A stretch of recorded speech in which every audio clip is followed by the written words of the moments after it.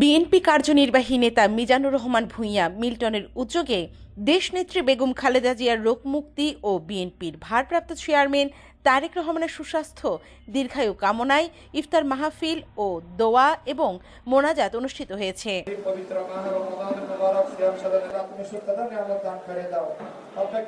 সন্দ্বীপ উপজেলা যুবদলের যুগ্ম আহ্বায়ক শাহরিয়ার সজীব ও উপজেলা ছাত্রদলের আহ্বায়ক সুজাউদ্দৌলা সজীব এর যৌথ সঞ্চালনায় ও সাবেক ছাত্রনেতা মিজানুর রহমান এর পবিত্র কোরআন তেলাওয়াতের মাধ্যমে অনুষ্ঠান শুরু হয়। আয়োজিত অনুষ্ঠানে বিশেষ অতিথির বক্তব্য প্রদান করেন ইস্ট ডেল্টা ইউনিভার্সিটির প্রতিষ্ঠাতা শিক্ষাবিদ তরুণ রাজনীতিবিদ সাইদ আল নোমান। এছাড়াও আরও বক্তব্য রাখেন চট্টগ্রাম উত্তর জেলা বিএনপির যুগ্ম আহ্বায়ক ইঞ্জিনিয়ার বেলায়েত হোসেন, সন্দ্বীপ উপজেলা বিএনপির আহ্বায়ক অ্যাডভোকেট আবু তাহের, সন্দ্বীপ উপজেলা বিএনপির সদস্য সচিব আলমগীর হোসেন ঠাকুর। অনুষ্ঠানে উপস্থিত ছিলেন সিনিয়র সাংবাদিক সালেহ নোমান, ব্যবসায়ী লায়ন নাসির, হালিশহর থানার বিএনপি সাবেক সভাপতি মোশাররফ হোসেন দীপ্তি, পাহাড়তলী থানা বিএনপির সাবেক সাধারণ সম্পাদক জসিমউদ্দিন জিয়া, সন্দ্বীপ পৌরসভা বিএনপির ভারপ্রাপ্ত আহ্বায়ক মোশাররফ হোসেন দিদার, সন্দ্বীপ উপজেলা বিএনপির যুগ্ম আহ্বায়ক জাহাঙ্গীর হোসেন, ইঞ্জিনিয়ার নসরুল কবির মনির তালুকদার, কাউসার আহমেদ চেয়ারম্যান, আবু সুফিয়ান পাশা সুজন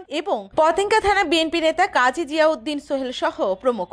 অনুষ্ঠানে উপস্থিত ছিলেন বিভিন্ন পেশাজীবী ছাড়াও বিএনপি অঙ্গ সংগঠনের নেতৃস্থানীয় ছাত্রনেতা সহ বিশিষ্ট ব্যক্তিবর্গ। প্রধান অতিথির বক্তব্যে বিএনপির জাতীয় নির্বাহী কমিটির সদস্য মিজানুর রহমান ভূঁইয়া মিল্টন বলেন, আজকে আমরা সংক্ষিপ্ত নোটিশে আপনারা যে আজকে এত বড় গ্যাদারিং যারা আয়োজন করেছেন, আয়োজক কমিটিকে আমি ধন্যবাদ জানাচ্ছি।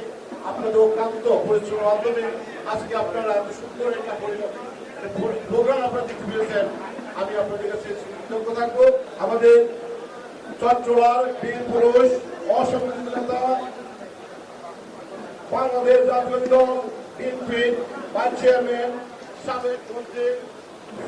সাবেক মন্ত্রী এবং চট্টগ্রামকে যিনি আজকে এই জায়গায় এনেছিলেন, সেই তার সুযোগ্য সন্তান যোগ্য উত্তরসূরি সাইদ আল নোমান এখানে আমাদের উপস্থিত। সে অনেক কিছু বলার ছিল, পারেননি।